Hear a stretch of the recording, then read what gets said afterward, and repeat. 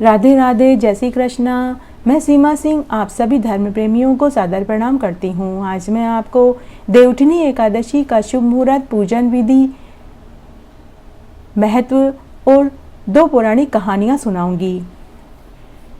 देवउठनी एकादशी 14 नवंबर और 15 नवंबर 2 दिन मनाई जाएगी।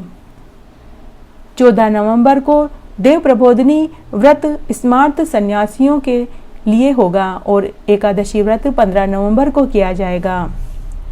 देवउठनी एकादशी के दिन भगवान विष्णु क्षीर सागर में 4 माह शयन करने के बाद जागते हैं। भगवान विष्णु के शयन काल में 4 मास तक कोई विवाह नहीं हुआ, कोई मांगलिक और शुभ कार्य नहीं हुए, लेकिन देवउत्थान एकादशी से सभी मांगलिक कार्य और विवाह आदि भी शुरू हो जाते हैं। देवउठनी एकादशी की पूजन विधि। देवउठनी एकादशी का व्रत करने वाले मनुष्य को दशमी तिथि से ही व्रत का पालन करना चाहिए। दशमी तिथि की शाम को भोजन नहीं करना चाहिए। एकादशी के दिन सुबह ब्रह्म मुहूर्त में उठकर स्नान करने के बाद साफ वस्त्र धारण करने चाहिए। व्रत का संकल्प लेना चाहिए। भगवान विष्णु के पगले बनाने चाहिए। साथ ही माता लक्ष्मी के पगले बनाएं और एक टोकरी में फल, मिठाई, बेर, सिंघाड़े, ऋतुफल, बैंगन, गाजर, मूली, शक्करकंदी रखकर उसे एक दूसरी परात या थाली से ढकें। घर में सब जगह सुबह शाम दीपक जलावें और देव उठाएं। देव उठाते समय देव उठाएं तब शंख, घड़ियाल, घंटी बजाएं, घी का दीपक जलावें और एक भजन गावें। देव उठाने का भजन इस प्रकार है। उठो देव, बैठो देव, अंगलियां चटकाओ देव, नई सूत नई कपास, देव उठाए कातक मास। इस तरह से यह भजन गाया जाता है। यह भजन मैंने अपने चैनल पर डाल रखा है, आप चाहें तो वहां से भी सुन सकते हैं। देव उठाने के लिए भगवान विष्णु के जो पगले बनाए हैं उन पगलों पर भी फूल माला से सजाएं और उन पगलों की भी आरती करें। देवउठनी एकादशी के दिन तुलसी विवाह भी किया जाता है। कहते हैं जिन मनुष्यों के बेटियां नहीं हैं वे अगर देवउठनी एकादशी के दिन तुलसी विवाह शालिग्राम जी के साथ करवाते हैं तो उन्हें कन्यादान करने जितना फल प्राप्त होता है। देवउठनी एकादशी का शुभ मुहूर्त है।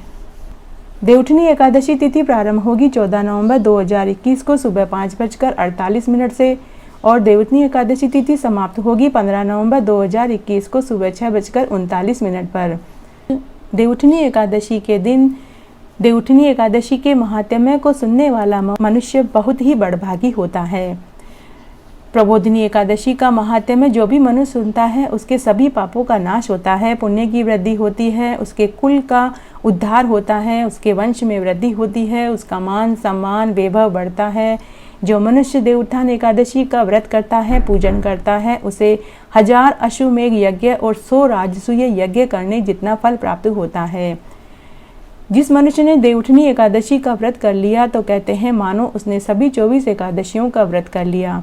देवउठनी एकादशी का व्रत कर लेने मात्र से ही उस मनुष्य को सभी एकादशियों का व्रत करने जितना फल प्राप्त होता है।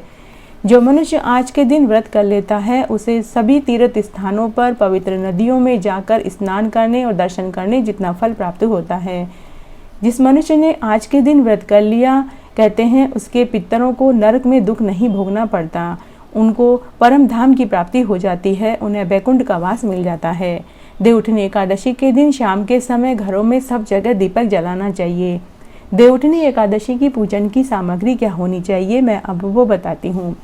विष्णु भगवान और लक्ष्मी जी की मूर्ति, पीले रंग के सुंदर वस्त्र, पुष्प, माला, नारियल, सुपारी, ऋतुफल, धूप, दीप, घी, पंचामृत, कच्चा दूध, दही, घी, शहद, शक्कर, अक्षत, तुलसी दल, मावे की मिठाई, पूजा सामग्री ये सब होनी चाहिए। दशमी तिथि को सात्विक भोजन करना चाहिए, ब्रह्मचर्य का पालन करना चाहिए, जमीन पर सोना चाहिए, झूठ चोरी परनिंदा से बचना चाहिए।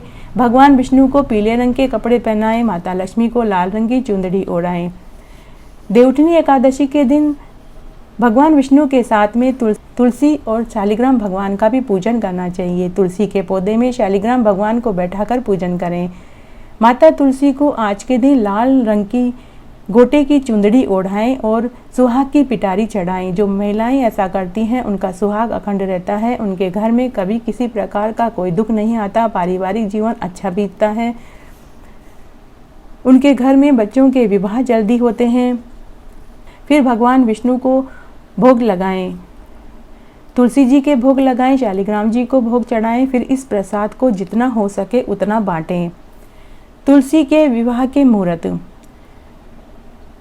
तुलसी विवाह का शुभ मुहूर्त इस प्रकार है।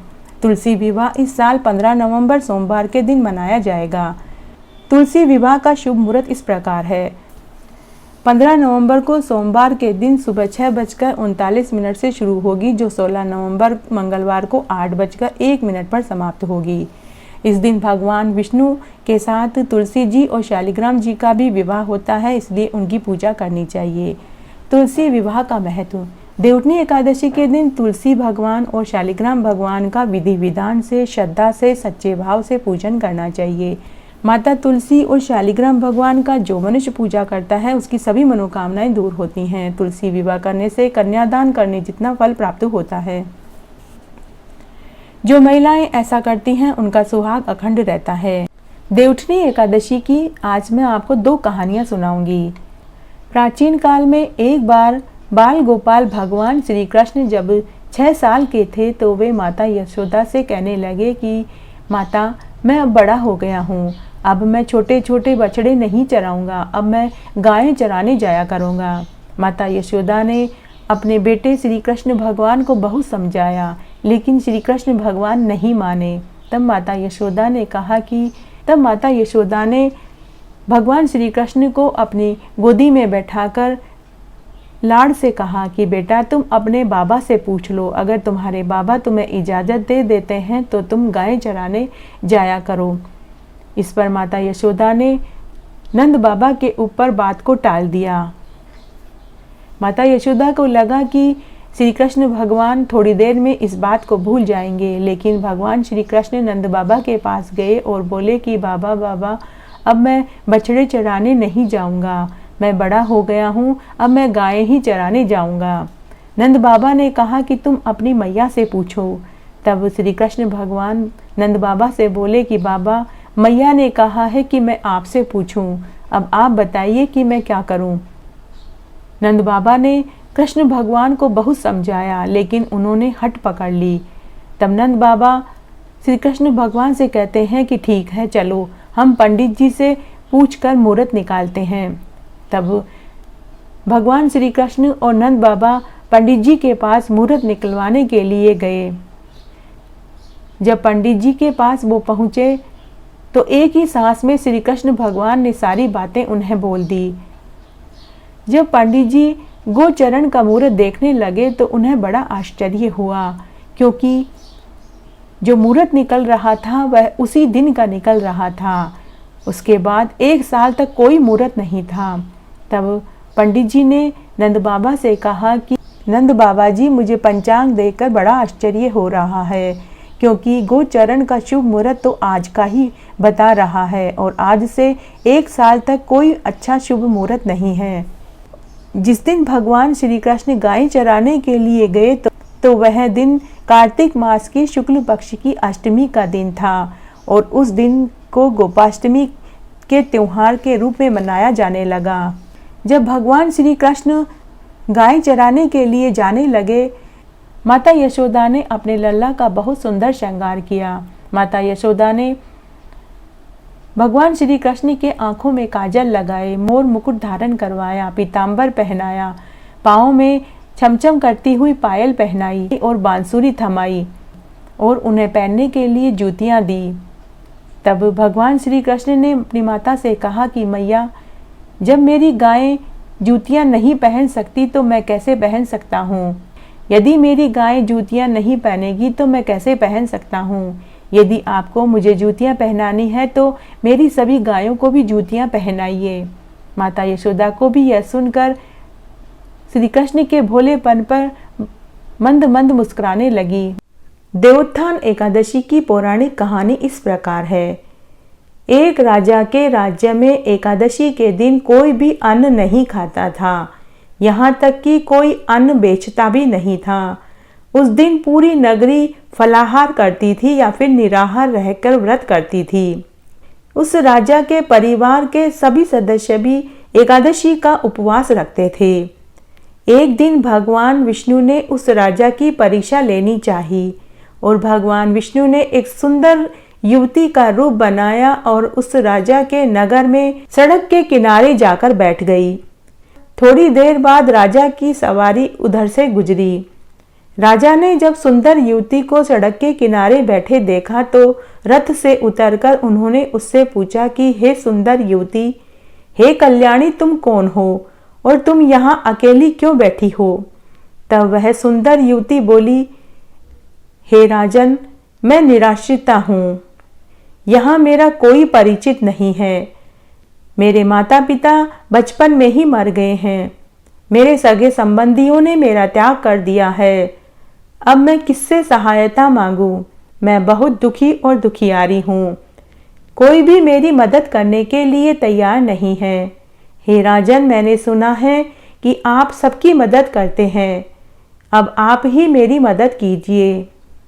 राजा उस सुंदर युवती के सौंदर्य पर मोहित हो चुके थे। तब राजा ने उसे महल में चलकर रानी बनाने का आग्रह किया। विष्णु भगवान के रूप में जो वह सुंदर युवती थी वह राजा से बोली, हे राजन, मैं आपके साथ एक ही शर्त पर विवाह करूंगी। यदि आप इस राज्य का अधिकार मुझे देंगे तो ही मैं आपके साथ विवाह करूंगी और तभी मैं आपके साथ महल में चलूंगी। राजा उसके रूप और सौंदर्य पर मोहित हो चुके थे। राजा ने न आगे की देखी न पीछे की सोची। राजा ने उसकी सभी बातें स्वीकार कर ली। महल में आकर राजा ने उसके साथ विधि विधान से विवाह किया।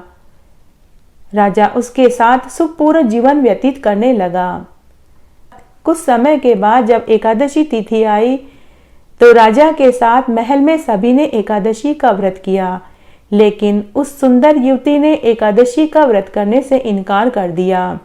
तब उस सुंदर युवती ने कहा कि हे राजन, इस राज्य का अधिकार आपने मुझे दिया है। इस नाते जो मैं कहूंगी वही आपको करना पड़ेगा। वह बोली कि हे राजन, आज जो मैं खाना पकाऊंगी वह आपको खाना पड़ेगा और अगर आपने भोजन नहीं किया तो आपको अपने पुत्र का शीश काटना पड़ेगा। राजा बहुत दुखी और उदास होकर बैठ गया। जब राजा की बड़ी रानी ने उससे पूछा कि हे महाराज, आज आप इतने दुखी और उदास क्यों बैठे हैं? तब राजा ने अपनी नई रानी की शर्त वाली बात अपनी बड़ी रानी को बताई। बड़ी रानी कुछ नहीं बोली और वह भी उदास होकर बैठ गई। थोड़ी देर बाद राजा का बड़ा पुत्र शिकार खेलकर महल में आया। जब राजकुमार ने अपने माता पिता को दुखी और उदास बैठे हुए देखा तो राजकुमार ने अपने माता पिता से पूछा कि हे पिताजी, हे माताजी, आप इतने दुखी और उदास क्यों बैठे हैं? तब राजा ने और रानी ने अपने पुत्र को नई रानी के शर्त वाली बात बताई।